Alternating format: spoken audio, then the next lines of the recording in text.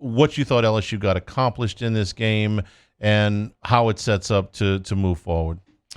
I thought this game was everything you needed it to be moving forward because you've got some dogs coming up on your schedule. And even if the Auburn dog doesn't look the same, it's still one that historically has been one, right? And so in this game, you wanted to go against a team that had momentum coming in here, right? They beat Auburn for the first time since 1933, the first time in a very long time.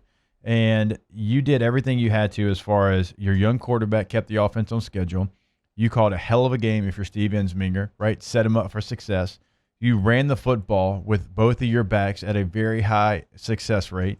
Your offensive line played much better, including Ed Ingram being back, and he was a mauler. Cam Wire did a really nice job as well. Your star kept on shining in Terrace Marshall. Okay, so all those are great. The defense gave up explosive plays. We talked about that earlier. We'll talk about it again throughout the show. But they did, once they gave up that big play, bow their neck at times and hold South Carolina to field goal attempts. That was a step in the right direction. You continue to get pressure from your true freshman. B.J. Ojulari was fantastic. I thought Joseph Evans played really good. Andre Anthony has a sack. Okay, so those things are big. Shi Smith, their star. Well, you never let him get really going. I know he had 2 catches over 60 yards, but one of those was with the twos in, and the other one was that explosive play that you'd like to get fixed. And so everything you wanted for LSU. By the way, Richard Condon, you had a kick return for a touchdown in Tiger Stadium by an LSU Tiger. We should get him a cake. I think we should. Some balloons, cake. Yes. Can we raid Petty Cash? I'll call Anna. We'll get it done. We'll have it for. Is Petty Cash? I'll bring it to him Wednesday. Probably not. Petty Venmo. I'll get him that Wednesday morning. But so look, you had a pick 6 by Eli Ricks. Everything went exactly the right way for LSU outside of the explosive plays on defense, but at least you saw not as many, and you saw them stop them, hold them to field goal attempts and not touchdowns. It was a good win, and it was a win that was probably was a lot easier than most people thought. I thought they were going to lose this game. I'll be honest with you. I said that on Friday. I thought that the way that they had played, the way South Carolina had played, given the circumstances, that they were not going to win, and they did. So massive win for them to move forward, and a win that they can build on, because there's no reason that they can't beat Auburn. Auburn's got a whole shopping list of their own problems. Okay, and a lot of them going in were a lot like LSU, to be honest with you. And hey, have you ever seen the Hunger Games movie? I never have watched the series. Okay, no. May the odds forever be in your favor. Yeah, that's the Auburn Tigers. Okay, because they've had 3 games that have, and we talked about it about an hour ago. 3 games that have had big plays that have gone in their favor, and that's the reason they have wins, including the Kentucky. You can say, what if? The other 2, no, that's a loss if they don't go your way. And they were 75% should have gone the other way, in my opinion. Actually, the Arkansas is 100%. The other one's 75%. Yeah, the play that they got, not the Bo Nix to Seth Williams play, which won the game for them. They make that play. You give them credit for that play.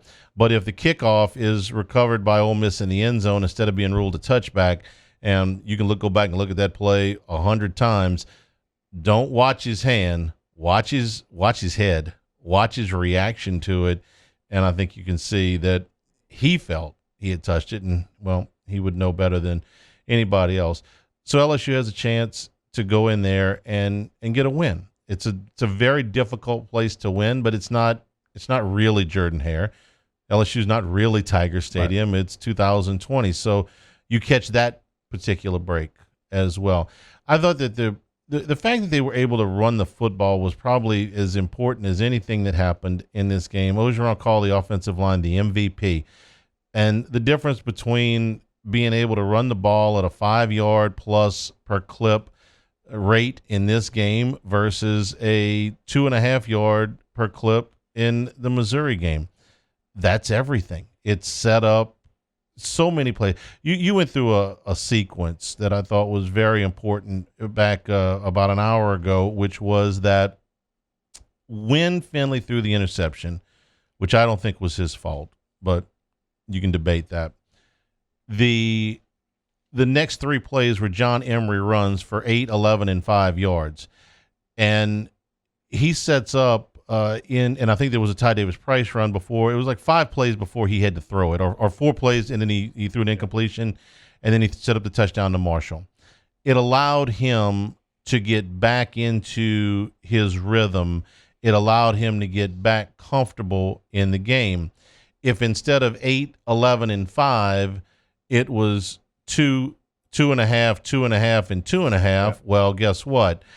You got a punt. And if it's 2.5 and 2.5, you're probably throwing the ball on 3rd and 5. And, well, frankly, the third down conversion rate hasn't been very good. That's the difference in the game. Another big difference in the game. You charted.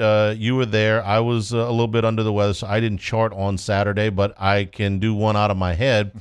How many balls did they drop? None. Not a single one. No. How many drops did they have going into the game? Yeah, it was on a per-game basis, they were pretty close to leading the nation. Yeah.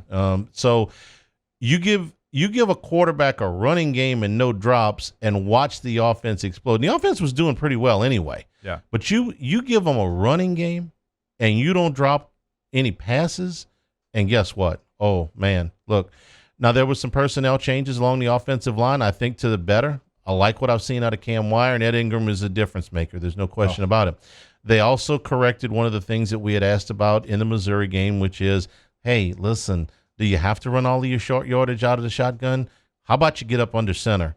If you're not working on that, start working on that. You know what they did? They started working on that, and they went under center. Now, they had a different quarterback, and I get it. He's a much bigger load. He's a much bigger man, and they felt more comfortable doing that because Brennan wasn't – we now know that he had been beat up pretty good at Missouri, so they didn't feel comfortable doing that. But it's another club in your bag. It's another gizmo that you've got that they've got to account for. And you don't have to do it just in short yardage. And Finley looked very comfortable. The fumbles down at the goal line were the result of South Carolina penalties, not a bad exchange. I mean, South Carolina knew they couldn't lose any yardage. They were trying the old high school Harry play. Sure. Well, what are your alternatives? Yeah. What are your choices? Your choices are to get scored on. So I thought that was something else. That was a positive. They're still giving up too many big plays on defense, but they made some personnel changes that I think are going to be, well, at least in this game, they were beneficial. First of all, we saw more B.J. Ojulari. That was very easy to see the impact that he made on the game. You don't need to be a super scout to be able to count to 3 sacks and count the number of pressures and other plays that he affected.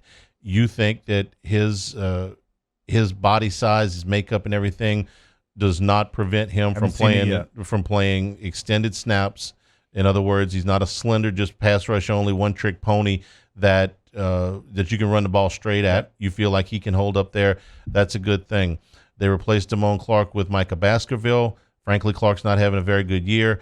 Baskerville went in for him. We'll see. I thought Baskerville did fine. I didn't notice him all that much, and I've noticed Clark way too much. So that's good. They also made a move in the secondary with Mo Hampton. All of these moves don't have to be permanent. Let's just see. They will play the best guys. I feel very confident in that, and no greater example than at the quarterback position. A lot of coaches will tell you things about the quarterback positions that are just flat out public service announcements. In fact, I've gotten so used to it that I just almost automatically assume that coaches are lying most of the time when they talk about their quarterbacks, and especially when they talk about their quarterbacks in practice. I've told this story a million times. I think Les made up statistics after scrimmages to suit what narrative he wanted, which was fine. He's got to coach the team the way he sees fit. But I believe Ed Orgeron when he said that there was a quarterback competition. I believe that because the guy that started was not the guy that we thought would start. It was not the guy that we thought was a backup at Missouri based on who was warming up. Not the guy that we thought was a backup at Vanderbilt based on who was warming up. Went out, had an actual competition. The other guy won it, and he said, you know what? This is what we're going with. So I trust him that when he's got all 3 of his quarterbacks, that he will put the best one out there, and he has already said that is Miles Brennan. So there is no quarterback controversy. There is an option now to put things into the game plan that will suit the talents of TJ Finley when Brennan comes back. That may not be this week. Whether they can do a lot of that or a little, I don't know. I think it's worthy discussion. But the idea about them not putting the best quarterback out there based on class or who's waited their turn or anything like that, I think has been put to bed. It has in my mind. And I can understand the skepticism for most people on that topic because most coaches lie about it. I don't think this one does. I've got some evidence to back it up, so we'll see. No, there's not many lies from Coach O. He's as transparent as you'll ever find there on that podium. There are times what did Scott Woodward say was, I think it was during the it was either during the pandemic or the hurricane, one of the two. He said he's almost a little bit too honest. Okay, I'll take that. That's fine with me.